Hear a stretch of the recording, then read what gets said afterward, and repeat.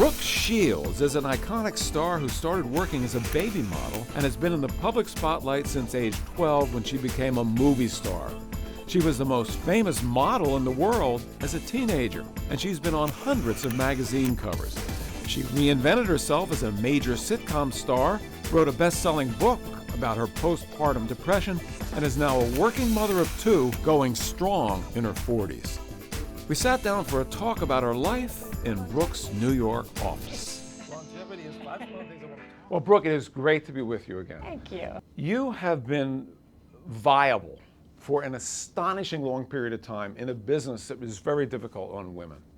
What's the key been? I've maintained a desire to be here and desire to be in the entertainment industry, which not only, I always say, is predicated on eating its young, but not kind to anything, to the young, the women, and growing older. So those are all, basically, I've done all three of those things, and I'm still sort of doing some of them. And well, one will continue. Yes, I know. There's never been a time where it has felt easy.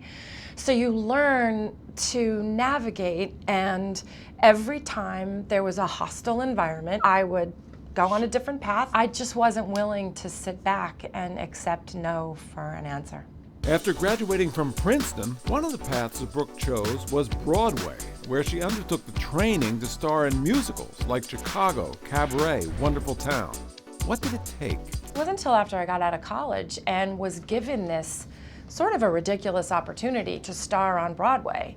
And, did I or did I not have the chops, And I delved into it and just became a student of that medium at that particular time. A student, and perpetually a student, I have to say. Perpetually a student.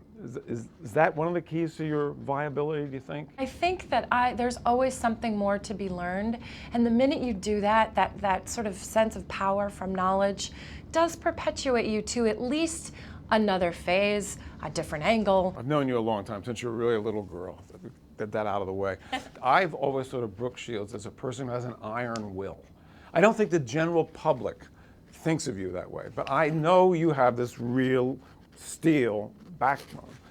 Where does that come from? I will admit to that. I used to think I was just always in the right place at the right time. I refuse to be the victim. It doesn't mean I'm not hurt 90% of the time, but you know what? That's not going to undo me, because it's not worthy of me. Something in my character allowed me to still have compassion and empathy for the people that represented the negative. You are what literally is part of the sandwich generation.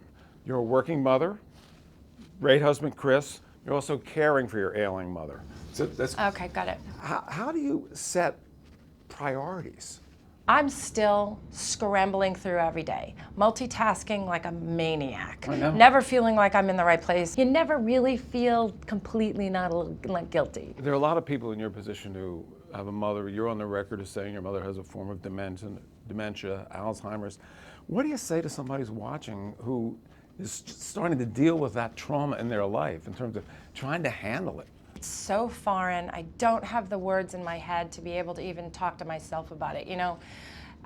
Surround yourself if you can by people that do know about it, and ask as many questions, because the minute you don't feel like you're alone or the only one who has this thing to deal with, which is just such a shock, the more knowledge you have that it's common, I think the better it makes you be able to cope with it. Well, Brooke, she says, keep on going. We see each other every couple of years. Where will we be the next time?